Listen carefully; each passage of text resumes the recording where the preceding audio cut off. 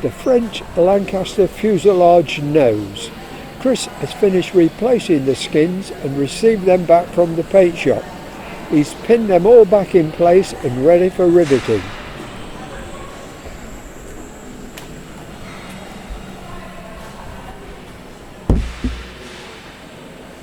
The rear fuselage. Norman's now waiting for a new batch of stringers, which will be at T4 hardness, enabling him to joggle the ends. When complete, they'll be returned back to the supplier to be hardened up to T6. The stringers that don't require joggling he has fitted and skimping in place. Jacob has fitted the rib that required repairing. This is a follow-up to video 210. Okay, this is the rib on the last video we showed. Yeah, so Jacob. I made the patch repair, that's all in now. I made the repair to the intercostal and got it all riveted in, and then the past couple of days I've been putting in, with some help from Norm and Elizabeth, been putting in the stringers, so that's all strong again now. The next job is to try and figure out what I'm going to do with this leading edge, because as you can see it's pretty disintegrated. Yeah, because this is steel, isn't it? Yeah, that's steel. I've got a new one of these, but it's trying to get this bit of material that's behind it. As you can see here, it's just disintegrating away. I need to, as I've just spoken to Keith, I need to get this skin off and unpeel some of the skin lower down and repair all these so that the structure's strong before I even try and attempt to salvage this. But there's only one way to find out, because these steel rivets, the way the material behind it's disintegrated, when I go to knock them out, the material behind it could just give way, and then I'm in a lot of trouble because this skin's wheeled in 3 different directions. As Keith just explained, it's not as easy as just putting a patch on because it curves. You can't just put a flat plate on that because you'll be miles out. Way and that way. And that way. So it's tricky, but we'll just. You could lead yourself into a lot of trouble and work. But the problem is you don't have any other choice because it needs to come off. So we'll see how we go. The French wing. Keith has skin pinned the leading edge to rib 5, outboard of the wing.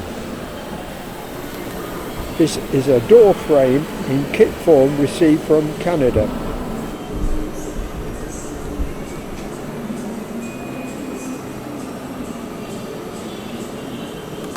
That was the last one to go in. That's right. Oh, you painted it. Yeah, we have with the double. The double one. Yeah, and I think Norm's been putting some stringers in. So it's come along nice. So have you got enough work to, or you got to just make the intercostals? I'm making all intercostals now, while Norm carries on doing these. And then, as you can see, he's got a few in the bottom. I can start fitting them. Yeah, building them up. Once the paint, yeah. Will you have to replace this joining strip here? I'll make them as well. They're fairly easy. So,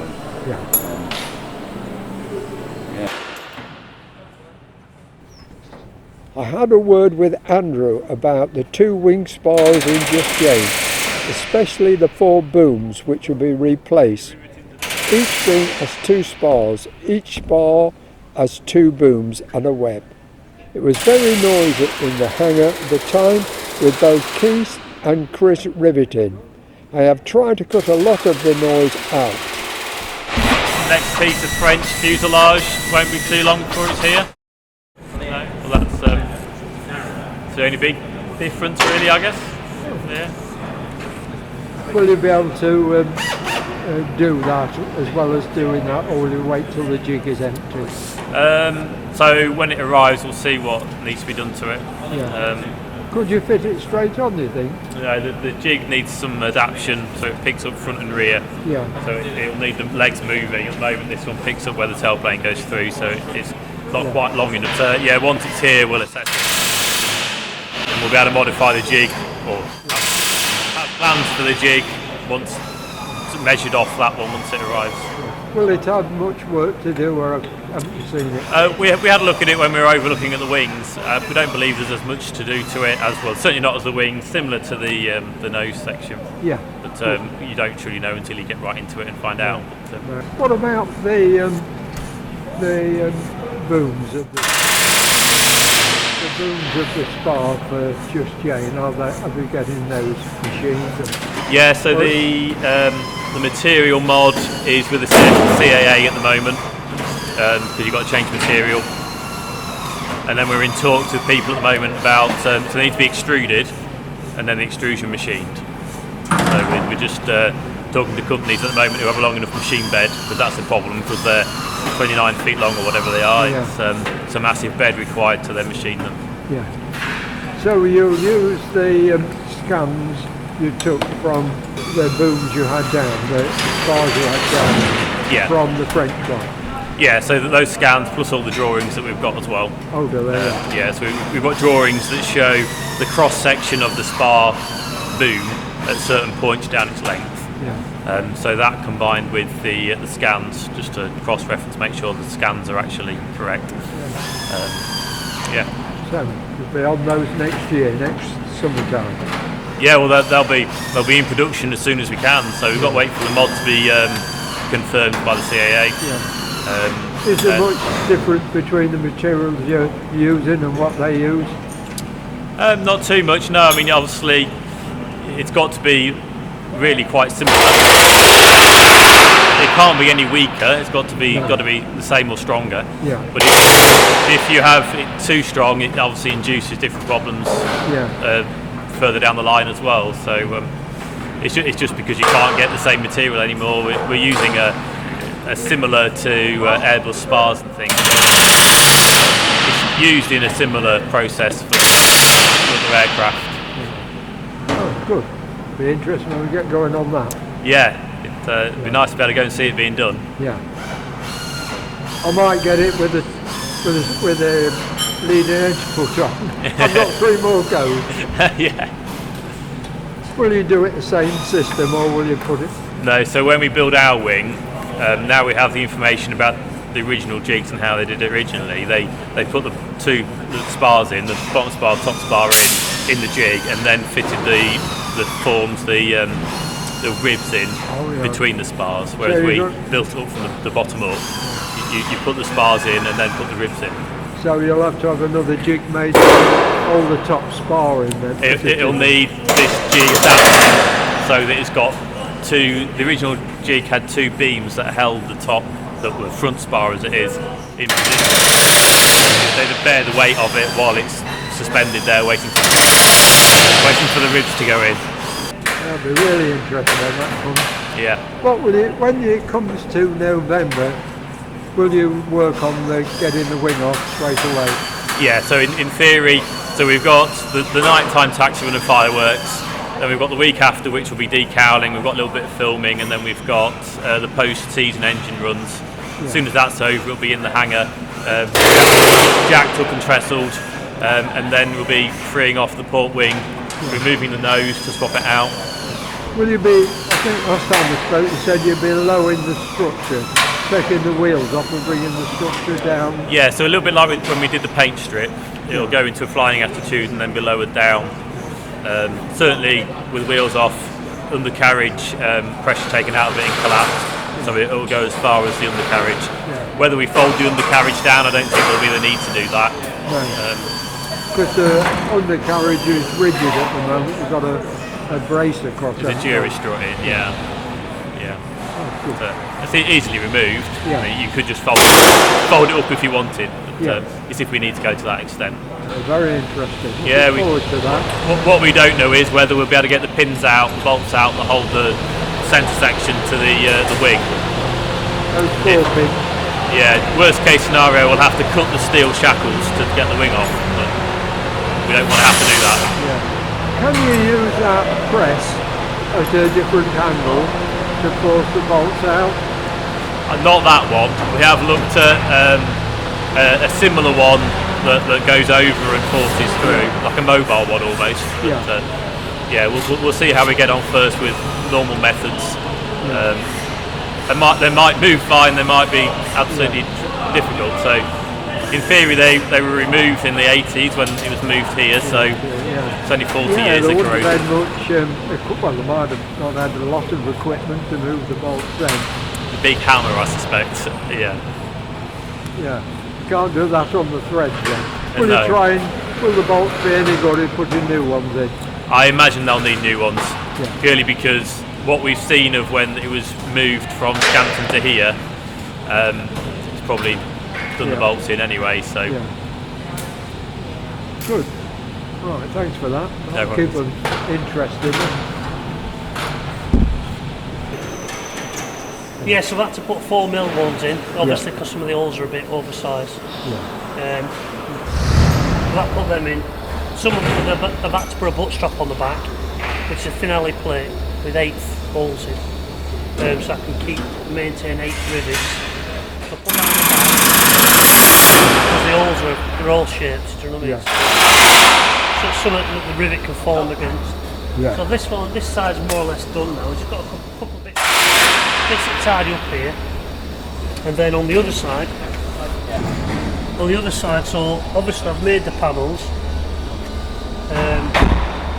I did the last 4 I did the last 4 skins yesterday, and I've just got to pick up some holes for the immersion. It's like an immersion switch on the other side of here, meant to be. So it's got a load of holes. It's got 4 rows of holes for water to get in. That obviously triggers it, I assume. So I've just got to mark them out, pick them holes up, drill them, and then we can start riveting this side up then. So that can start getting riveted, and obviously up the other end, that's for the Rebecca antenna. That's right, Yeah, so obviously the brackets on the inside, I had to rivet them to the panel before I could rivet the panel to the nose section, because I can't get access to the rivets otherwise. So I've had rivets, so they've been riveted on. All these skins across the top that needed replacing have been replaced. all painted the right colour. Right colour, right way around. So that, so Mike was educated. So they just need riveting up though, and then obviously the next thing then will be... It looks a bigger structure with all the bits on. with all the panels fastened to it.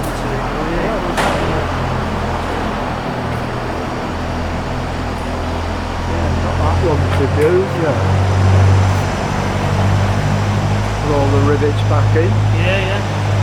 There's a lot of rivets. There is a lot, isn't there? It won't take long to get done. No. It's just methodical, isn't it? You know what I mean? Methodical. And then the next bit then will be work inside, determine what brackets are missing from this to what's in Just Jane. So I have to make new brackets. And then fit this out, then put the flooring in, put the floor back in, and then start fitting it out inside so that when the time comes to swap them over, we can just changing, we can start swapping bomb sites and other bits and bobs and bobs. Dave's polishing the intercostal holes before flaring. This will prevent cracking.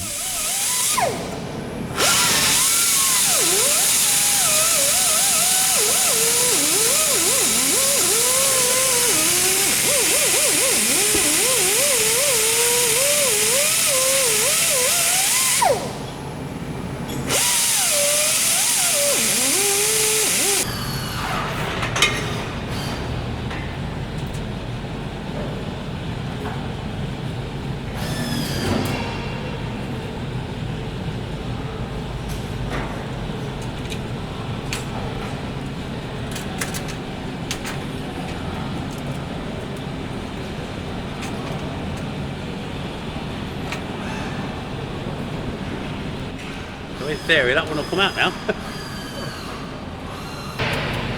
Drill all them cleats off. Drill the end fitting off again.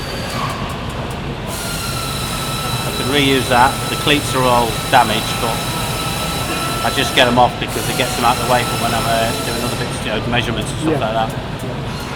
Because even though we've got the measurements, everyone I've measured so far has been slightly different to what the book says. They've been slightly shorter than what the book says. So what are you doing? Making them to fit this and not what the book says?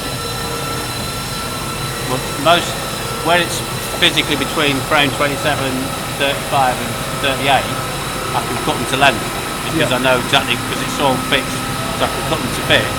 But when they go beyond frame 41, I'm making them oversized at the moment, so until the rear turret bit comes back in, I don't know exactly where they're going to go. That one, I think that one's joggled as well. Yeah, that one's joggled, so I can do that one and this one, that's all I can do at the moment. We'll leave the joggle ones in until Well, I'm going to to get these two done, and then I'm going to mark and measure all the joggle ones, so when material turns up, we can get them off quick, joggle it in the right place, and then send it away to get hardened. Yeah, you'll need to do them quick. Yeah, I think we've got 3 or 4 days turnaround. Is that all? Before they come back? I don't know. No idea. I think if they've got the space, they're going to make them at the level, and then the oven's going to be free 4 days later to re-temper the metal. So there'll be a good turnaround, but they won't want to be hanging onto them at the factory to get them out. Somewhere in Cumbria, apparently. So that bracket there was all twisted and corrosion on it, all that kind of stuff. I put it through a paint stripper, then bead blasted it, got all the corrosion off.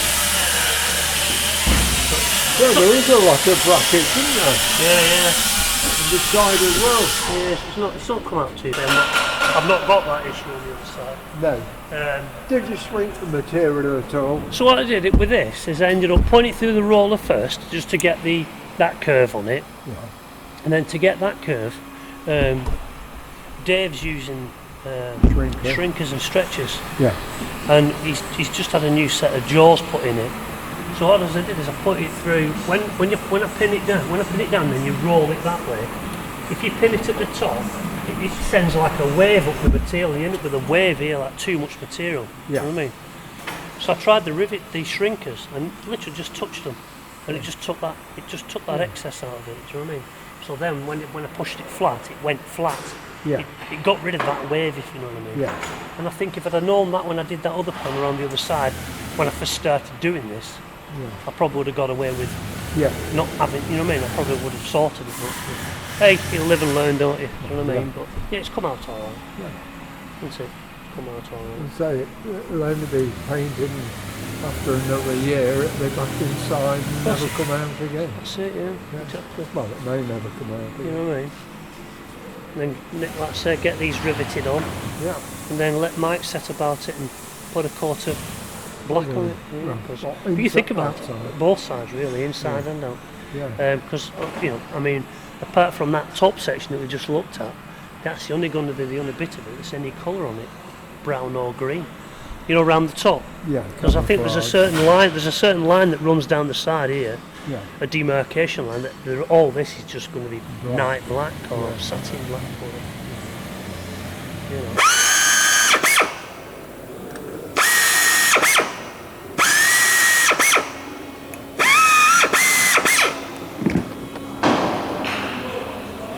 Just need my prying tool.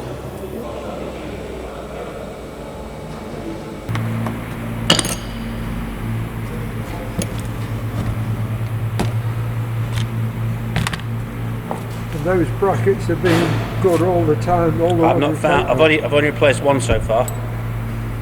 Have you got spares then? Yeah, not many though. No. Yeah, so they'll be really. Are they handed? Yeah, there's one when they go in. They sit in the curve there, so they got a curve on that side. Oh, cool. So so there is. Yeah. Yeah, there's one way, one the other. I think the numbers are on there. 15 and 16D 1628. So that's 15 and that one's 16. So now I'll get them paint, or tap them rivets out and then get them paint stripped. Yeah.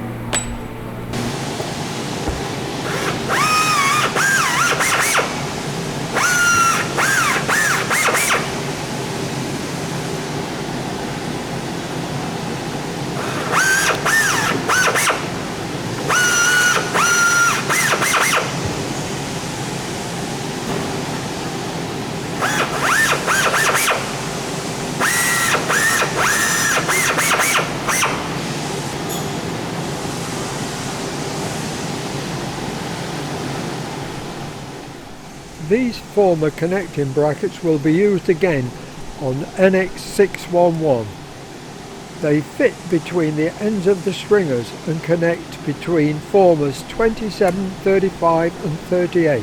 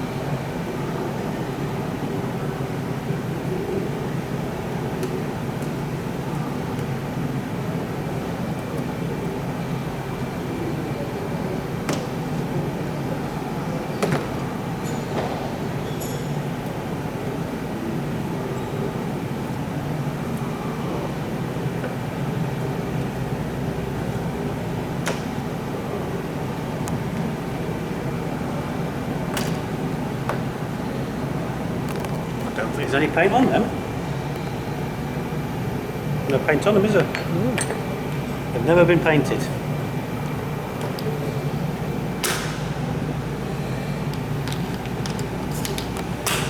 Just got to get them tails out of there and then get them stripped. It takes there like that.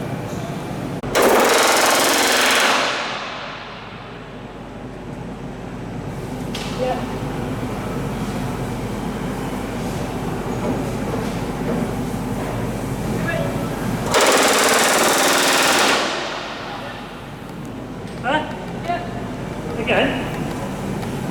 No, it's good.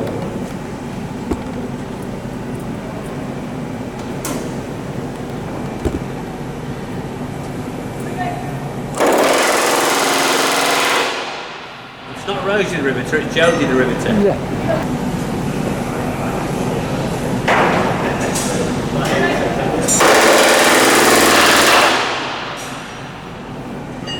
Chris, which are the last 4 skins that you put on? They're on that side. Top ones. Top ones then count down.